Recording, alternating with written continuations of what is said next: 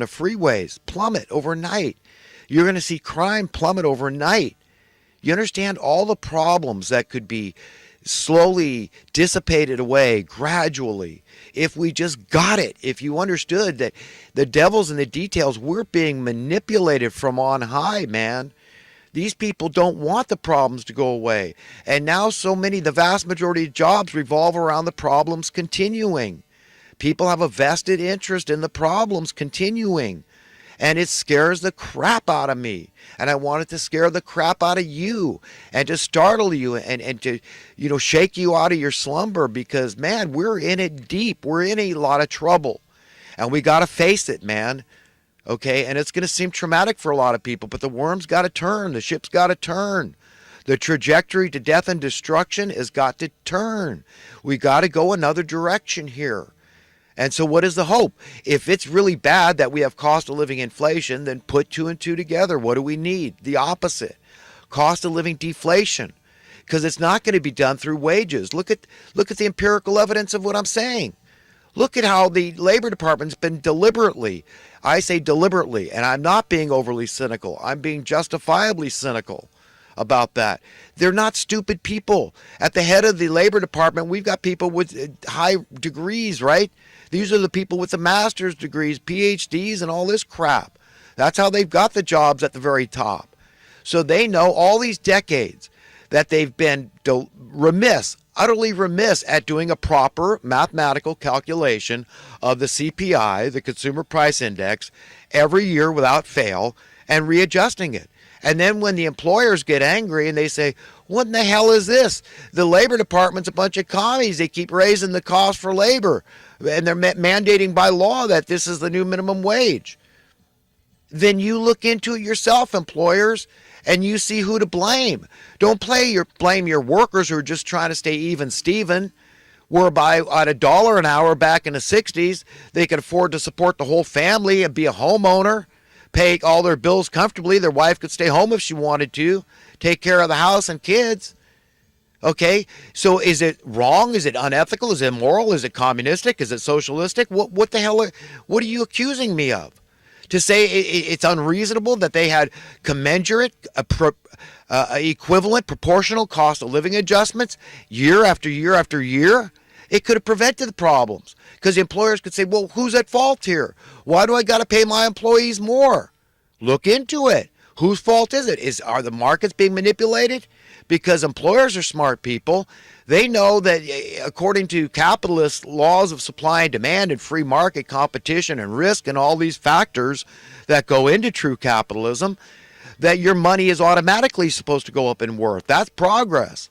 Okay, the opposite of that is regression, regress. So this stuff, a child can understand this stuff.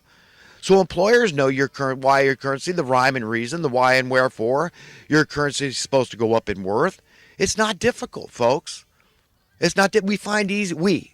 A civilized society is the we. Find easy and easier methods to produce not only the things we absolutely need, which is most important, which is vital to our survival. That's a good thing. We build state-of-the-art tools, design them, heavy equipment. We find really simple methods to build our houses and to plow our fields and harvest our fields and to produce the water we need and bring it in the energy we need and want. And all the things beyond that, all the knickknacks, trinkets, and luxury items beyond that we want. Okay, so what happens? Prosperity happens. It's a rising tide of prosperity across the board. You understand? That raises all ships. So the system doesn't break down. People are just financially secure.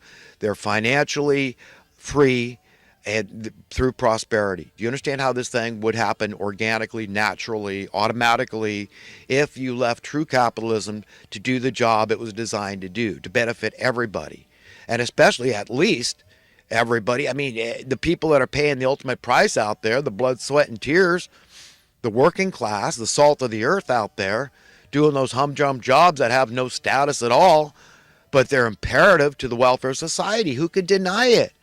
Who can deny it? Nobody that's being intellectually honest can deny it. Nobody. Nobody but a liar or an utter idiot. And remember, you're going to stand before God and be judged when your belief system has to hold water. You got to give a damn about the truth, the whole truth, and nothing but the truth.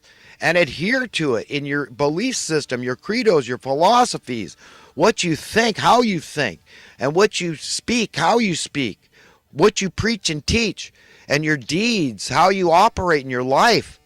Okay, where the rubber meets the road in your life, your business practices.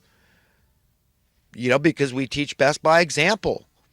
So we've got to be true to our own convictions. Hell, if we had seen capitalism work, wages could have gone down from $1 an hour. They could be 10 cents an hour and still people were richer. Do you understand? It's just math. That's all it is. But if you don't give a worker a commensurate pay increase so they stay even, Stephen, based on reality, the cost of the things they need to survive, to live, the cost of living, then for all intents and purposes, and mathematically speaking, you've just given them a pay decrease. Am I right? It worked the same. It's just absolutely the same. Absolutely the same. So all these decades, they've been giving pay decreases to minimum wage workers. Do you understand? I mean, I just want people to get this. The only way you could not understand these things I'm conveying that I don't hear anybody else out there talking about. I mean, G. Edgar Griffin is the best at really targeting and going for the jugular about this Federal Reserve, because these are the people to blame when it comes to local issues. He's right. If we don't fix them at the top, that's why I hear people, they talk about grassroots. Alex Jones had this retired FBI agent on the show. I forget what business he's in now. He's writing books or whatever. He provides some service. I don't know. But the guy's saying, oh no, he thinks it's most important, the grassroots and, on a local level and all. And I totally disagree. No, it's at the top. They're causing the problems are emanating from on high, from the very top. It's the money printing class and the sycophantic politicos that go along with it because they know damn well which side their bread is buttered on. Look up that idiom. Look it up and you'll see. They know who to be loyal to. And as sure as hell ain't we the people.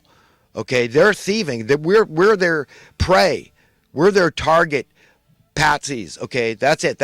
We're thieving. We're helping the top dogs, the grand puppeteers to thieve from the regular people. That's what's going on here. Get it, folks? I mean, it's not hard. And it's been going on for a long time. So it's just like the frog in the water. Slowly they do, but now it's reached a rapid boil. People, inevitably, there's a point in history when all that accumulated knowledge starts kicking in.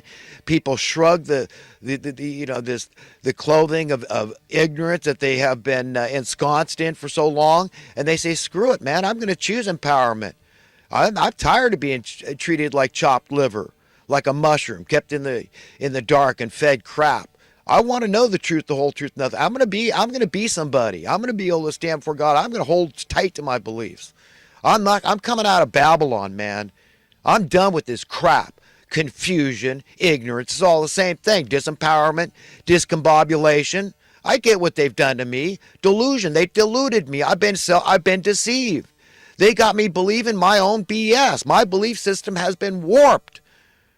Okay, I mean, God help me.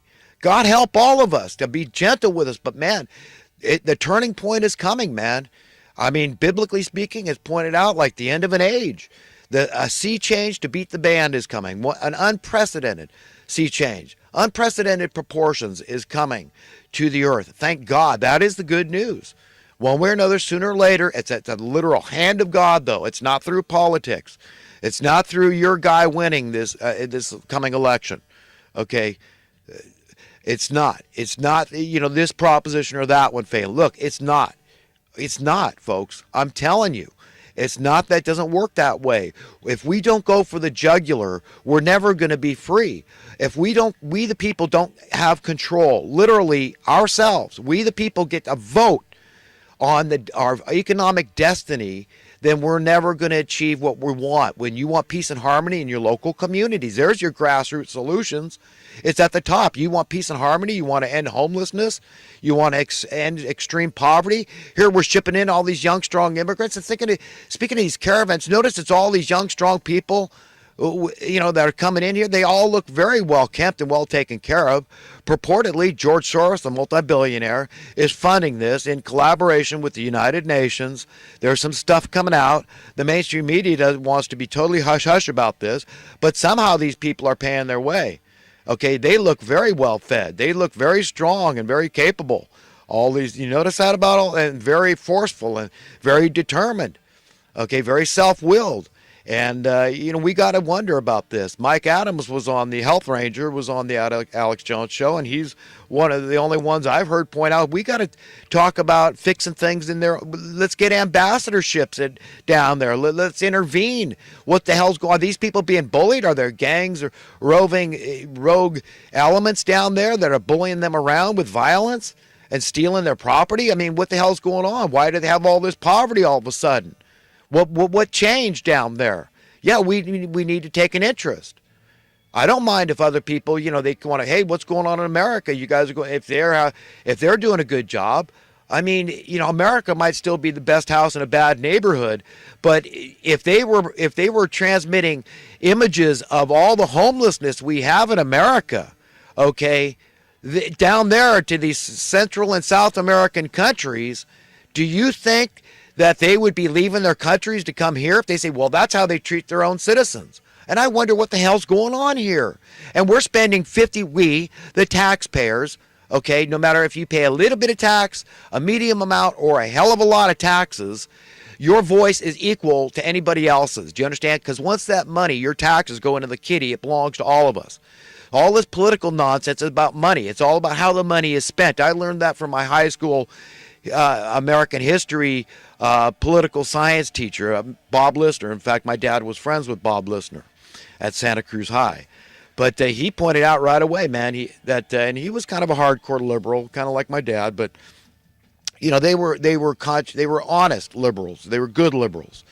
But it's just money and politics. It's one and the same. For all intents and purposes, they could be synonymous.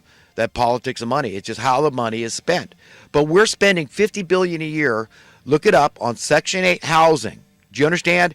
And the whole pretext of this $50 billion was to subsidize housing. It's a welfare subsidy to poor people that cannot afford their housing costs, so they don't end up homeless. Do you understand what the intent of this was? So it was to provide affordable housing for these people through this subsidy, by paying the cost of the rentals that they had to occupy. Of course, they couldn't buy. They weren't letting the people buy with that money. Oh, well, we're not. That's too liberal, right? But you look at the facts, and the facts is we wouldn't be paying $50 billion a year if you had just bought all these people houses in the first place. Do you understand? So fiscally, it'd be very conservative to do this thing I'm talking about. End that Section 8 housing. Redirect it. Buy people housing. Do you understand? And then you're done and done. You understand? No more tax. Is that not fiscally conservative? Do I not know what the hell I'm talking about? Do you understand? And with a basic income, when you see crime plummet overnight, do you understand the benefits? Traffic on the LA freeway? What the hell happened to the traffic? Do you understand what I'm talking about here? All the parking that would open up? Do you understand the implications of actually getting it and actually demanding that the problems get fixed, pointing out all the plentiful, simple solutions out there that are cost-effective, very prudent, very conscientious, benefiting everybody? Nobody in their right mind could complain unless they're evil or an utter idiot. And I do not believe that anybody is that much of an utter idiot. Nobody. No human being is that stupid. So it's liars. Do you understand? The Father, who is the father of all lies? Who is these people ultimate master? Witting or not, whether they realize it or not, their master is Satan. And money, it's just one and the same. Again, money, Satan, politics. It's all three peas in a pod, man. You understand? Because Satan, that spirit thereof, and all these money lovers, the root of all evil, the money lovers, the love of money, would starve to death. Okay? Do you understand? They would be beside themselves with misery if there was a level playing field. If nobody had any advantage over another, from birthright or any other way, from cheating and rigging the game, manipulating markets, by having power in numbers and these collusive special interest groups. I think this is what pisses G. Edward Griffin off so much. He calls them collectives. But yeah, I mean, we're in a lot of trouble. We're deep down the road. The good news, we've reached a rapid boil. We're cooked. We're done. There's not much more cooking that can be done. So I've got a very detached view of voting. I still haven't decided if I'm going to vote. Imagine the implications if all of a sudden we did a boycott and we showed these politicals we don't like any of you suckers. We don't like any of your propositions, all your laws and crap. We're paying all these legislators to make new laws, and we got to get rid of this law, this rule, this regulation, because it's all the same crap. And we're going to do that. And we're paying these people these salaries. Do you understand? And they have no incentive to fix